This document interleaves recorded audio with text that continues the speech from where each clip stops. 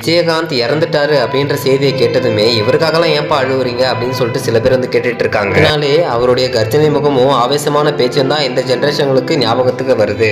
கேப்டன்ற பேருக்கு பின்னாடி மிகப்பெரிய பவரே இருக்கு.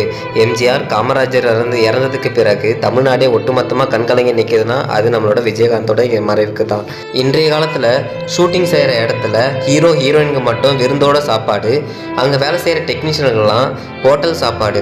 ஆனால் விஜயகாந்த் 1900 இல்லை 80 அந்த ஆண்டுகள்லேயே வந்து பார்த்தீங்கன்னா விஜயகாந்த் என்ன சாப்பாடு சாப்பிடுவாரோ அதே சாப்பாடு தான் சக ஊழியர்களுக்கும் வந்து வழங்குவாராம். பெரும்பாலுமா வந்து பார்த்தீங்கன்னா விஜயகாந்தை வந்து எல்லாருக்கும் வந்து புரிஞ்சிருக்கு. விஜயகாந்த் அப்படின்னாலுமே வந்து பார்த்தீங்கன்னா நல்லவர் அப்படின்னும், அவர் வந்து பார்த்தீங்கன்னா அவரை நம்பி யாராவது பசியோடு போனாங்கன்னா பசி இல்லாமல் தான் அவர் வந்து திருப்பி அனுப்புவார் அப்படின்னு வந்து பார்த்தீங்கன்னா எல்லாரும் பேசிகிட்டு இருக்காங்க. விஜயகாந்த் போன்ற ஒரு நல்ல மனிதனும் மாமனிதனும் இதுக்கப்புறமேட்டு நம்ம தமிழ்நாடு வந்து எப்போ சம்பாதிக்கும்னு தெரியல. ஸோ விஜயகாந்தோட மறைவுக்கு நான் ரொம்ப வருத்தம் கூட ஏழை மக்களுக்கு உதவி செய்யுங்க அப்படின்னு சொல்லியிருக்காரு.